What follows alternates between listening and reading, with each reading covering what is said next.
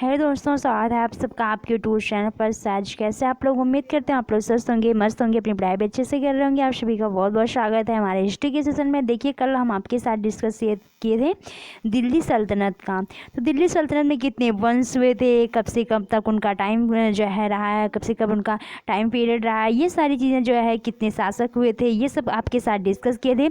अब आज हम डिस्कस करेंगे एक एक वंश के बारे में और फिर उसके शासक के बारे में। जैसे सबसे पहले आज क्या देखेंगे, यहाँ पे देखिए, सबसे पहले हम आता है गुलाम वंश। तो गुलाम वंश में सबसे पहले कौन थे? कुतुबुद्दीन ऐबक थे।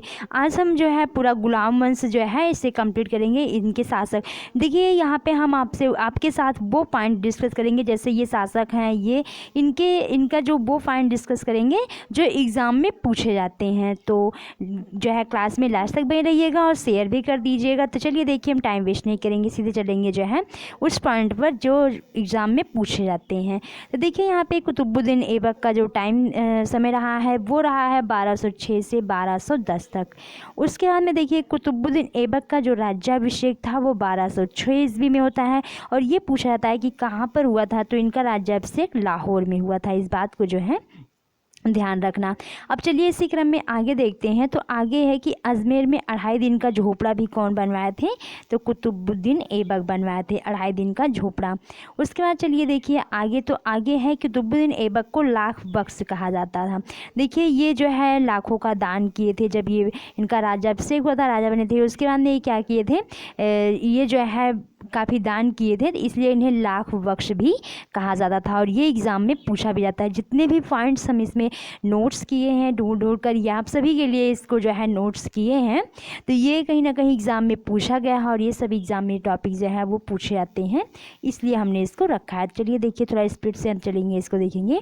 तो देखिए यहाँ पे क्या है, आज इसको गुलाम वंश जो है कंप्लीट कर देंगे हम। तो यहाँ पे देखिए, कुतुबुद्दीन ऐबक का सहायक सेनापति कभी कभी पूछ लिया था, क्योंकि देखिए अब जो है जो पेपर है वो टफ बनाया जाता है, इसीलिए इस तरह के क्वेश्चन भी पूछे जाते हैं। देखिए यहाँ पे कुतुबुद्दीन ऐबक का जो सहायक सेनापति था वो था बख्तियार खिलजी। अब बख्तियार खिलजी जो है, देखिए क्या करता है, आप लोग जानते हैं नालंदा विश्वविद्यालय को जो है वो किसने नष्ट किया था? तो ये बख्तियार खिलजी ही जो है क्या किया था, नष्ट किया था नालंदा विश्वविद्यालय को। ये बात जो है वो ध्यान रखना। चलिए देखिए आगे इसी क्रम में देखते हैं, सल्तनत काल की राजभाषा क्या थी? तो ये पूछा जाता है। और सल्तनत काल की जो राजभाषा थी ये थी फारसी। तो आगे देखते हैं इसी क्रम में, कुतुबुद्दीन ऐबक का पुत्र कौन था? तो ये आराम शाह था। कौन था? आराम शाह था। और कुतुबुद्दीन ऐबक की मृत्यु जो है 1210 ईस्वी में होती है। ये बहुत बार पूछा जाता था कि और कैसे हुई थी? चौगान खेलते समय हुई थी। तो चौगान खेलते समय चौगान कैसे होता है? तो अब तो देखने को नहीं मिलता, लेकिन क्या है, घोड़ा होता था। तो घोड़े के ऊपर बैठ के जैसे क्या रहता था कि एक छोटी सी बॉल रहती थी और घोड़े के ऊपर जो है बैठ के फिर उसको एक ऐसे हॉकी टाइप में करके रहता था, उसी से इस बॉल को जो है इधर उधर जो है करते थे, मतलब ऐसे ही करके था तो खेलते थे। तो इस तरह जो है उनकी डेथ हुई थी। तो देखिए यहाँ पे जो क्वेश्चन जो इम्पॉर्टेंट फैक्ट्स है जो कुतुबुद्दीन ऐबक के बारे में पूछा जाता है, जो एग्ज़ाम में पूछा गया है, वो आपके साथ यहाँ पर डिस्कस किए। अब चलिए इसी क्रम में चलते हैं। इनका बेटा जो आराम शाह था, तो चलिए फिर उसका थोड़ा देख लेते हैं। तो यहाँ पे देखिए आराम शाह का देखते हैं। तो देखिए यहाँ पे क्या हुआ था कि आराम शाह जो है 1210 से 1211 तक, यानी यह क्या हुआ था, 8 महीने ही सिंहासन पर रहा था। और इसकी हत्या कौन कर देता है? तो इल्तुतमिश क्या करता है, इसकी हत्या कर देता है, आराम शाह की हत्या कर देता है। उसके बाद में देखिए अब इल्तुतमिश का शासन काल आता है। इल्तुतमिश ने बहुत कुछ किए थे, तो इसलिए इनका जो टॉपिक है वो बड़ा पड़ेगा। और उसके बाद में बलबन का रहेगा। कुतुबुद्दीन ऐबक से कुछ क्वेश्चन ज़्यादा आते हैं, फिर उसके बाद में इल्तुतमिश से, फिर उसके बाद में बलबन से। तो गुलाम वंश में जो है इतने से ही आते हैं। तो चलिए देखिए यहाँ पे हम देखते हैं इल्तुतमिश का। इल्तुतमिश का टाइम पीरियड जो है वो 1211 और 1236 रहा है। 1211 से 1236 रहा है। उसके बाद में देखिए यहाँ पर नेक्स्ट आगे है कि दिल्ली सल्तनत का वास्तविक संस्थापक भी इसे कहा जाता है। देखिए यहाँ पे जो है कन्फ्यूज़न होती है कि दिल्ली सल्तनत का जब वास्तविक संस्थापक पूछा जाता है तो क्या कह देते हैं, कुतुबुद्दीन ऐबक कहते हैं। यहाँ पे ये चीज़ ध्यान रखना, जब वास्तविक पूछा जाएगा तो इल्तुतमिश होगा, जब संस्थापक पूछा जाएगा तो कुतुबुद्दीन ऐबक होगा। ये बात जो है ध्यान रखना। चलिए अब आगे इसी क्रम में देखते हैं इनके बारे में कि इल्तुतमिश का पूरा नाम जो है ये तो आपको समझना जरूरी है। और इल्तुतमिश का जो पूरा नाम है वो है शम्स उद-दीन इल्तुतमिश। तो यहाँ पर इस बात को जो है ध्यान रखना। चलिए अब इसी क्रम में आगे देखते हैं कि सुल्तान बनने से पूर्व इल्तुतमिश बदायूं के सूबेदार के पद पर था। ये क्वेश्चन जो है पूछा जाता है। तो ये कहाँ के सूबेदार थे? तो बदायूं के थे। कहाँ के थे? बदायूं के थे। तो यहाँ पे इस चीज़ को जो है ध्यान रखना। और चलिए देखिए अब चलते हैं और देखते हैं कि चालीसा दल का गठन इल्तुतमिश ने किया था। अब आगे देखिएगा कि चालीसा दल को ख़त्म किसने किया? तो बलबन ने ही किया था।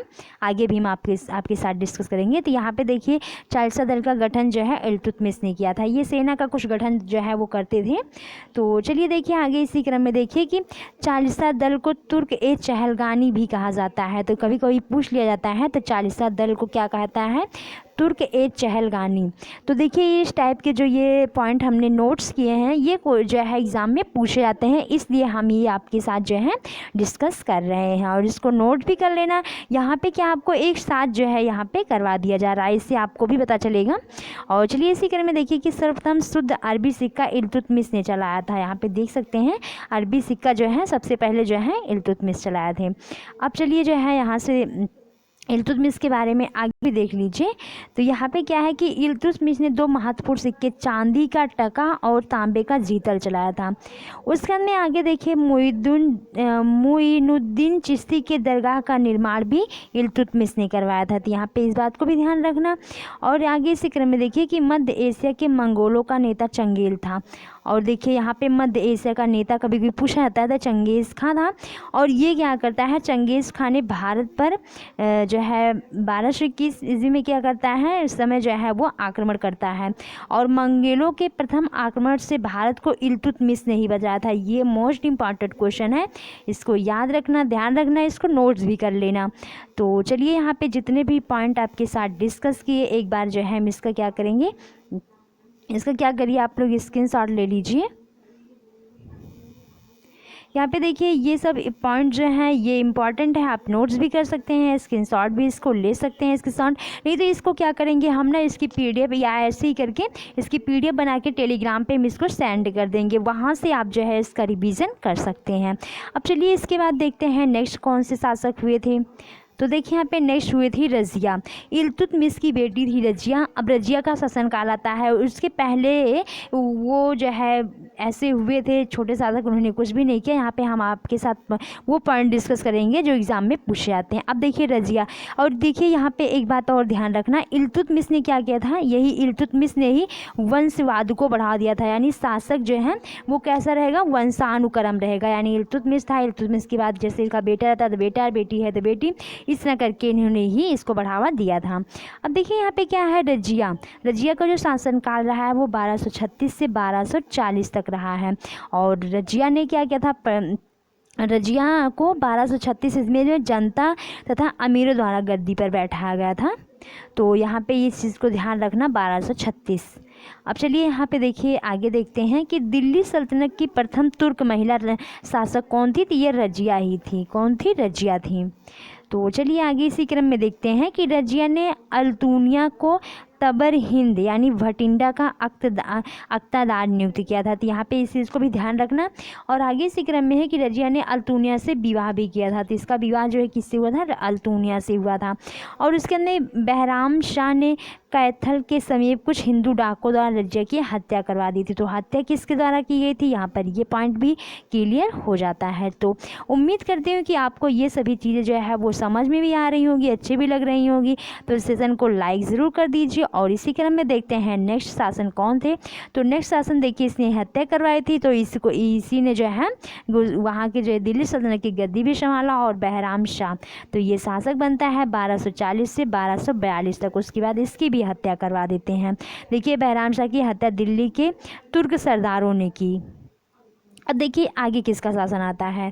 तो आगे आता है अलाउद्दीन मसूद शाह का शासन। तो अलाउद्दीन मसूद शाह के बारे में कोई क्वेश्चन नहीं बनता है, कुछ भी नहीं किया है इन्होंने, बस यहाँ पे इस चीज़ को जो है ध्यान रखना। अब चलिए इसी क्रम में देखते हैं आगे आता है नसीरुद्दीन महमूद। अब नसीरुद्दीन महमूद के बारे में यहाँ पे कुछ टॉपिक है। तो यहाँ पे देखिए नसीरुद्दीन महमूद 1246 से 1265 तक जो है इसका शासनकाल रहा है। नसीरुद्दीन ने राज्य की सभी शक्ति बलबन को सौंप दी। किसको सौंप दी थी? बलबन को सौंप दी थी। और उसके बाद में यहाँ पे देखिए नेक्स्ट पॉइंट है कि नसीरुद्दीन ने बलबन को उलुग खां की उपाधि प्रदान की थी नसीरुद्दीन ने बलबन को। तो यहाँ पे कभी कभी ये पूछा जाएगा कि बलबन को उलुग खां की उपाधि किसने प्रदान की थी, तो नसीरुद्दीन ने प्रदान की थी। यहाँ पे ये पॉइंट जो है ध्यान रखना। अब इसी क्रम में देखते हैं आगे है कि बलबन ने अपनी पुत्री की शादी भी नसीरुद्दीन से की थी। अब आगे यहाँ पे देखिए कभी कभी पूछ सकता है क्वेश्चन में कि बलबन ने अपनी पुत्री की शादी किससे की थी, क्योंकि पेपर का जो लेवल है वो धीरे धीरे बहुत ज़्यादा टफ बनाया जा रहा है। तो इसलिए अब बस थोड़ी सी पॉइंट में जो है जानकर उसे छोड़ना नहीं बल्कि उसकी गहराइयों तक पहुंचना ज़रूरी है। तो चलिए यहाँ पे आगे देखते हैं कि नसीरुद्दीन महमूद ऐसा सुल्तान था जो टोपी बनाकर अपना जीवन निर्वाह करता था। ये मोस्ट इम्पॉर्टेंट है कि वो क्या करता था। कभी कभी कि जो है यहाँ पे इस तरह के क्वेश्चन हमने देखा है कि कौन सा ऐसा दिल्ली सल्तनत का जो है शासक रहा है जो टोपी बनाकर अपना जीवन निर्वाह करता था, इस टाइप का क्वेश्चन पूछते हैं। तो यहाँ पे नसीरुद्दीन महमूद जो है आप ध्यान रखना। अब आगे देखते हैं इसी क्रम में कि 1265 ईस्वी में नसीरुद्दीन महमूद की मृत्यु के बाद बलबन उसका उत्तराधिकारी बना। तो यहाँ पे देखिए इसकी मृत्यु होती है। अब देखिए यहाँ पे जो है आगे चलते हैं और देखते हैं इसके बाद जो आते हैं गयासुद्दीन बलबन, क्योंकि बलबन के बारे में भी काफ़ी पॉइंट्स हैं और बलबन के बाद ही कोई भी नहीं रहता है। जो शासक थे वो हम आपको पहले ही बताया, लेकिन उन्होंने कुछ किया नहीं, उनके बारे में कोई जो है क्वेश्चन नहीं बनता है। तो यहाँ पे देखिए बलबन जो है ये बलबन ने बहुत कुछ किया था, इसको बहुत ही ध्यान से सुनना, एक एक जो है इनके बारे में एक एक फैक्ट्स जो है एक टॉपिक को बहुत अच्छे से समझना। तो गयासुद्दीन बलबन क्या था, 1265 से 1287 तक जो है इनका शासनकाल रहा है। उसके बाद में देखिए आगे क्या था कि इल्तुतमिश द्वारा स्थापित चालीसा दल को बलबन ने क्या किया, समाप्त किया था। यहाँ पे देखिए बलबन ने चालीसा दल को समाप्त कर दिया था। फिर आगे देखिए बलबन ने केंद्रीय सैन्य विभाग की स्थापना की जिसे दीवान-ए अर्ज कहते हैं। तो यहाँ पे इस चीज़ को ध्यान रखना, दीवान-ए अर्ज, और किसने किया था, तो बलबन ने किया था।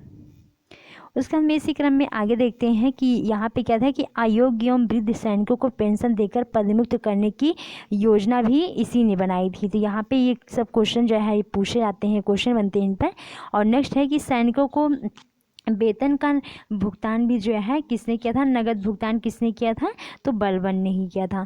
अब आगे देखते हैं कि सिजदा और पाबोश के प्रश्न का अनिवार्य किसने किया।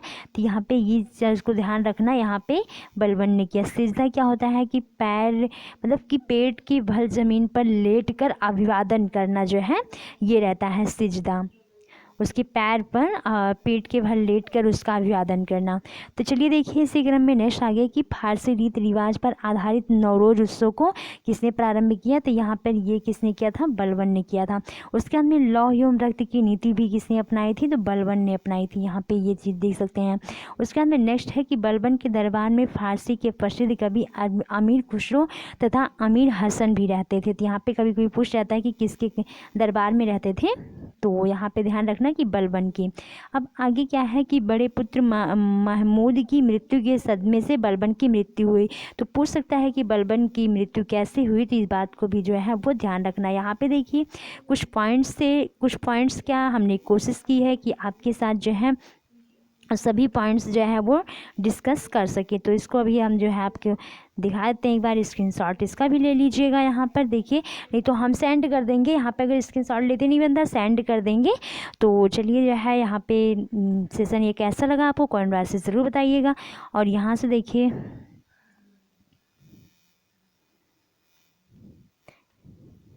यहाँ पे देखिए अब जो है हमारा नेक्स्ट रहता है खिलजी वंश और तुगलक वंश, जो कल की क्लास में हम दोनों को क्या करेंगे, यहाँ पर दोनों को डिस्कस करेंगे। उसके बाद नेक्स्ट पार्ट में इसको कर देंगे।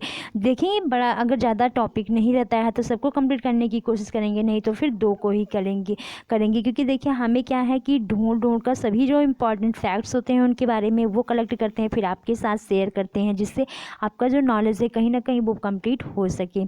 तो मिलते हैं फिर नेक्स्ट सेशन में। सेशन अच्छा लगे तो लाइक करना, कमेंट करके ज़रूर बताना, सेशन को शेयर भी करना। मिलते हैं फिर नेक्स्ट सेशन में, तब तक के लिए बने रहिए यूट्यूब चैनल पर। से बाय बाय, टेक केयर।